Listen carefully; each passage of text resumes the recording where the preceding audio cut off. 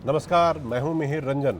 संपादक सम्मेलन में आपका स्वागत है। हर बार की तरह एक बार फिर हम हाजिर हैं और इस बार देश में चल रहे लोकसभा चुनाव पर अलग अलग संपादकों की राय हम आप तक पहुंचाएंगे, बताएंगे कि देश में जो कुछ भी हो रहा है, वोटिंग पहले चरण की हो चुकी है, उसको लेकर क्या कुछ राय है, आगे क्या होने वाला है। हमारे इस स्पेशल शो की खासियत ये है कि देश के बड़े संपादक जिन्होंने अनगिनत चुनावों को कवर किया है, देखा है, उसे करीब से जाना है, समझा है, जनता की राय और उसकी नब्ज को समझते हैं, वो अपनी राय, अपना विचार आप तक रखेंगे।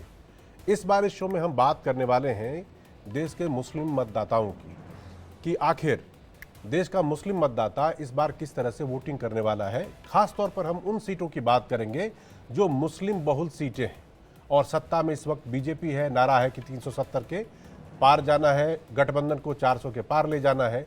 तो क्या इस बार वाकई उन लोगों को मुस्लिमों का भी सपोर्ट मिलेगा जिसके बूते वो अपना ये लक्ष्य, अपना ये टारगेट हासिल कर पाएंगे? देश का मुसलमान इस वक्त क्या सोच रहा है, इन तमाम मुद्दों पर बात होगी। पहले एक छोटी सी रिपोर्ट देख लेते हैं।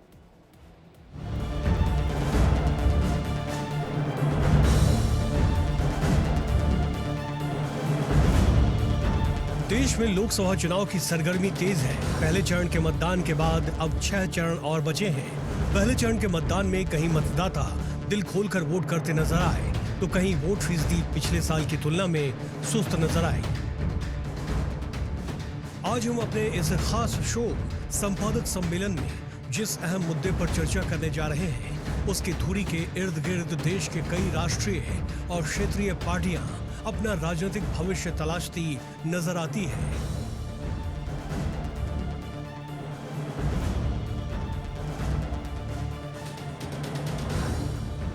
आज हम बात कर रहे हैं मुस्लिम मतदाताओं की, जिनकी संख्या को लेकर देश की कई बड़ी पार्टियां चुनाव में अपना दम भरती हैं।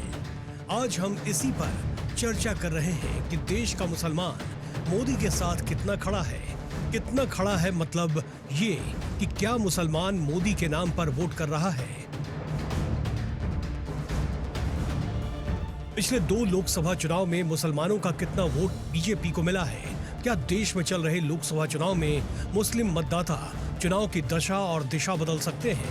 इस चर्चा में देश के जाने माने संपादकों का पैनल हमारे साथ है। हम इन्हीं से ये जानेंगे देश का मुसलमान मोदी और बीजेपी के बारे में क्या सोचता है। क्या वो अपना वोट मोदी को देगा? अगर नहीं तो उनका वोट किस पार्टी को जाएगा? क्योंकि उनके वोट को पाने के लिए सभी पार्टियों ने एड़ी चोटी की जोर लगा दी है। Bureau report, India daily live.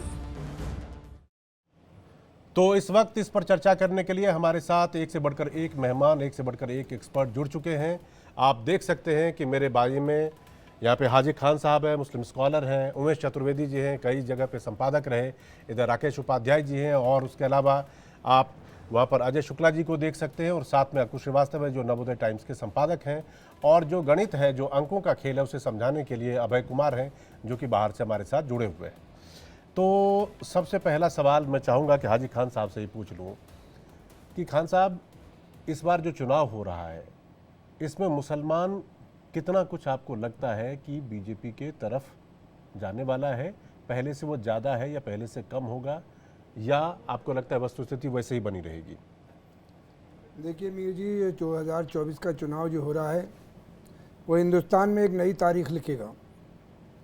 मतदाता जो हमारे 100 करोड़ मतदाता हैं वो इस पर वोट देंगे कि हमारे देश को गरीबी से कौन मुक्त करेगा, रोज़गार कौन देगा, चाहे वो मुस्लिम समाज हो या हिंदू समाज हो। सरकार जो बनती है वो सरकार बनाने वाली पार्टियों की जिम्मेदारी होती है कि राष्ट्र के एक एक नागरिक को फ़ायदा होना चाहिए सरकार से। हमारे पिछले 10 सालों में जो भारत में हुआ, हमारे माननीय मोदी जी देश के प्रधानमंत्री बने, 2 बार उत्तर प्रदेश में भारतीय जनता पार्टी की सरकार बनी, लेकिन 2 करोड़ का रोज़गार अब तक नहीं दे पाए। और हमारे देश के अंदर उत्तर प्रदेश में, मध्य प्रदेश में, बिहार में 60 से 70% बेरोज़गारी से गुजर रहे हैं लोग, डिग्रियां लिए हुए हैं।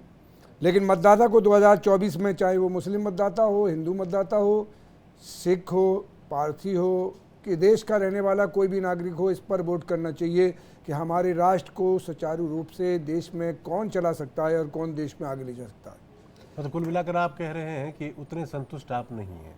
देश में नहीं, देश का कोई भी नागरिक संतुष्ट नहीं। अगर संतुष्ट होता तो 400 पार का ये नारा कर रहे हैं तो किसी को, केजरीवाल को बंद नहीं करते, ठीक है। मुख्यमंत्रियों को जेल नहीं भेजते। जब हम 400 पार कर रहे हैं, हमने कुछ किया है जनता के लिए, तो हमें 400 पार हो जाएगा। लेकिन ये 400 पार का नारा दे रहे हैं, जैसे बंगाल में ने 200 का नारा दिया था, आई 70 सीटें 78 सीटें थी, यहाँ 70 दिया था नारा, 45 सीटें आई थी।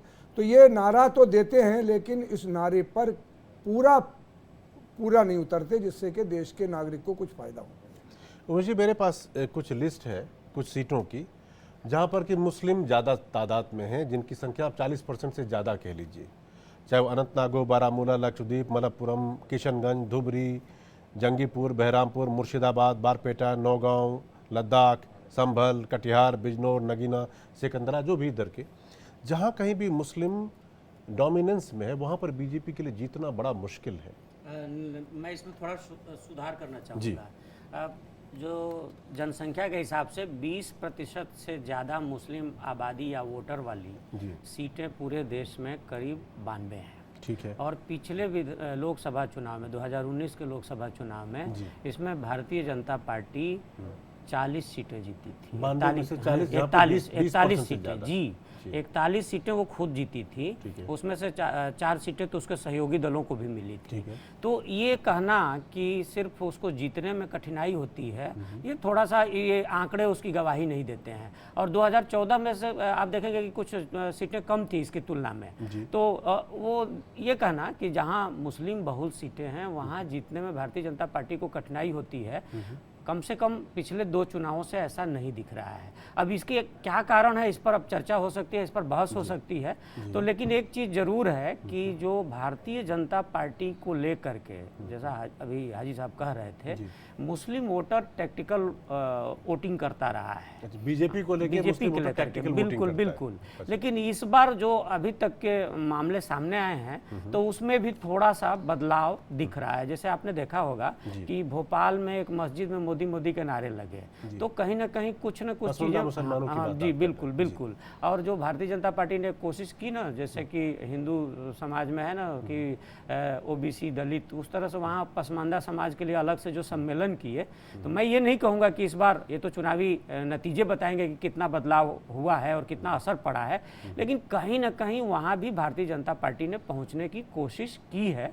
तो मुझे लगता है कि इसका एक असर इस बार दिखेगा। अच्छा जी, राकेश जी ये कह रहे हैं कि मतलब ये वाली बात नहीं है कि जहाँ पर मुस्लिम डोमिनेंस है वहाँ पर बीजेपी के लिए मुश्किल नहीं हो, मतलब ये 100% नहीं है, 20%, 30% वाली जगहों पे उसकी कामयाबी भी है। अब मैं आपको 2 चुनाव पीछे ले जाना चाहता हूँ, उत्तर प्रदेश के, पश्चिमी उत्तर प्रदेश की बात करता हूँ। 2013 में मुजफ्फरनगर में दंगे हुए और 2014 में जो चुनाव हुआ उसमें पूरा का पूरा जो वेस्टर्न यूपी वाला बेल्ट है, हर जगह बीजेपी जीती, सारी सीटों पर। लेकिन 2019 जैसे ही आया तो इधर की जितनी सीट थी, मुरादाबाद ले लीजिए, रामपुर ले लीजिए, संभल, अमरोहा, नगीना, बिजनौर, ये सारी सीटें पार्टी हार गई। और ये सारी सीटें वो हैं जहां पर मुस्लिम डोमिनेंस है। आप मान के चलिए कि 35% से ज़्यादा वोटर वहां पर है। ऐसा क्यों हो गया?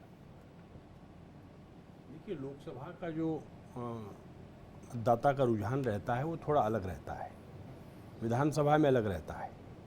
समाजवादी पार्टी, बीएसपी का गठबंधन, महागठबंधन जो चुनाव लड़ रहा था, तो जाहिर तौर पर एक विकल्प दिखा था लोगों को कि ये बीजेपी प्रत्याशियों को हरा सकते हैं। लेकिन अब बीजेपी को हराने का सवाल बहुत बड़ा मुद्दा नहीं है। ये मैं मानता हूँ कि मोदी के नेतृत्व को लगभग बड़ी तादाद में पसमानदा समाज ने स्वीकार किया है, क्योंकि जिस तरह से बिना भेदभाव के लोगों को सहूलियत मिल रही है, सुविधाएं मिल रही हैं और उनकी निजी ज़िंदगी में बदलाव आ रहा है, अच्छे मकान बन रहे हैं, शौचालय बन रहा है। और मुस्लिम महिलाओं में जो 3 तलाक का जो मुद्दा था वो एक साइलेंट पैटर्न है, ये समझ नहीं पाते हमारे खास मतलब आप कह रहे हैं कि मुस्लिम में एक साइलेंट वोटर है जो मोदी के लिए वोट करने वाला है। बिल्कुल, अब मोदी को वोट कर रहा है। रामपुर सीट पर जब अभी लास्ट बाई इलेक्शंस हुए थे जिसमें हमने रिजल्ट देख लिया था, तो साफ साफ वो क्या लगता है आपको कि क्या केवल हिंदू मतदाताओं के वोट से बीजेपी जीत रही है?